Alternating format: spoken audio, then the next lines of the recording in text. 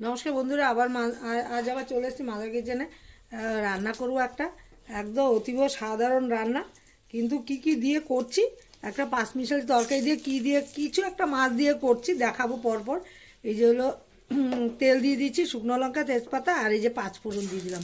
আর কপিটাকে আমি সেদ্ধ করে হালকা সেদ্ধ করে ভেজে তুলে রেখেছি, কারণ এটার সঙ্গে দিলে একদম ঘ্যাটা ঘ্যাটা হয়ে যায়, আমার ওইটা ভালো লাগে না দেখতে। আর এই যে দিয়ে দেবো হলো কাঁচা লঙ্কা, এই যে কাঁচা লঙ্কা দিয়ে দেবো। এই যে আমার তরকারিগুলিকে ধুয়ে কেটে রেখেছি। এই যে মূলোর মাথাটা এই যে সেদ্ধ করে রেখেছি। এটা হলো বাঁধাকপি, বেগুন, কুমড়ো, শিম, আর এই যে কাঁচা টমেটো, এই দিয়ে করব। আর আলু, এই যে আলুটাকে ভাপিয়ে রেখে দিয়েছি। এই যে এগুলিকে আগে পরপর দিচ্ছি। বেগুনটা পরে দেবো, কারণ বেগুনটা আগে ভেজে তুলেও রাখিনি, এই জন্য পরে দেবো, আগে দেবো না। এই কুমড়োটাও দিয়ে দেবো, হাফ সেদ্ধ হয়ে গেলে তারপর আমি দেবো। আর দিয়ে দেবো হলো, আমি একবার মশলাটা দিয়েছি, মশলা মানে নুন হলুদ, এই যে হলুদের গুঁড়ো দিয়ে দিয়েছি, লঙ্কা তো দেখলে নিয়ে আগে দিয়ে দিয়েছি বন্ধুরা দেখলে। আর এই যে দিয়ে দেবো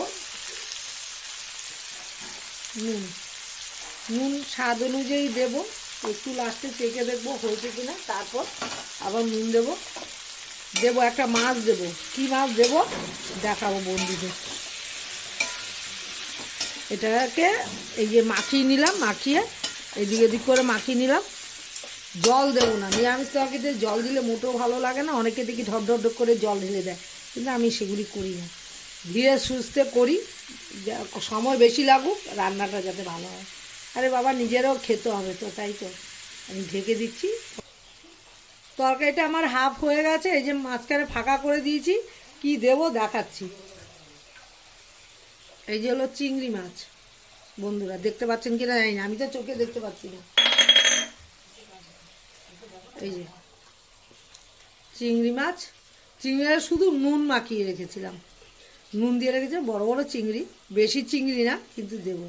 এই যে বড় বড় চিংড়ি গুটিয়ে গেছে, এই চিংড়িগুলি মাঝখানে দিয়ে দেবো।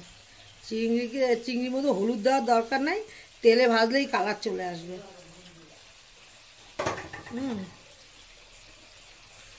এই যে দেখুন,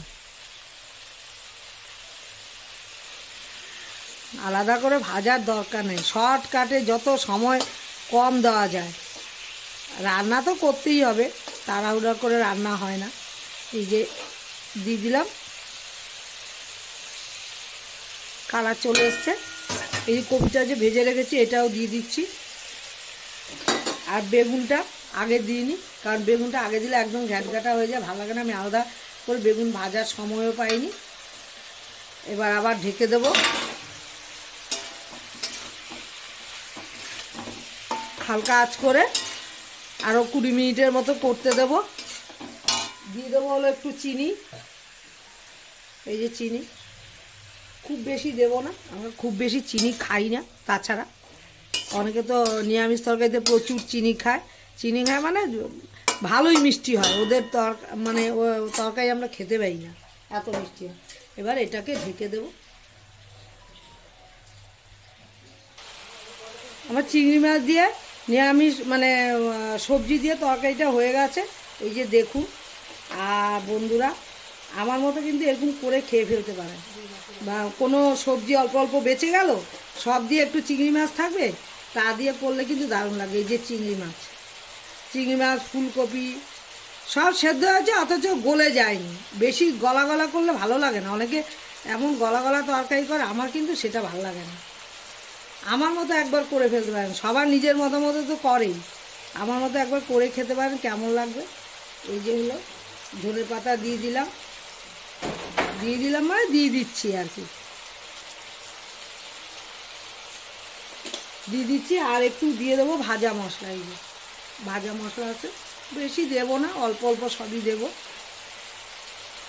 কোনোটাই বেশি দিলে ভালো। 1 চামচের মতো দিয়েছি, এই যে দেখুন। কাঁচা টমেটো দিয়েছি, বেশি দিনে পাকা টমেটো দিইনি, কাঁচা টমেটো দিয়েছি। দেখতে কিন্তু দারুণ হয়েছে। ফোনের ওপার থেকে কীরকম দেখা যাচ্ছে আমি বলতে পারবো না, কিন্তু দেখতে দারুণ হয়েছে। খেতে কেমন হবে জানি না। বন্ধুরা আমার মতো একবার করে ফেলতে পারেন। আর ভালো লাগলে কোনোখান দিয়ে যদি এই রান্নাটা বন্ধুদের ভালো লাগে, লাইক শেয়ার কমেন্ট করে সাবস্ক্রাইব করতে একদমই ভুলবেন না। সবাই ভালো থাকেন, সুস্থ থাকেন। আমিও ভালো থাকলে নতুন নতুন রান্না হোক, টিফিন হোক, সব কিছু করে দেখাবো। আমার রেসিপিটা হয়ে গেছে।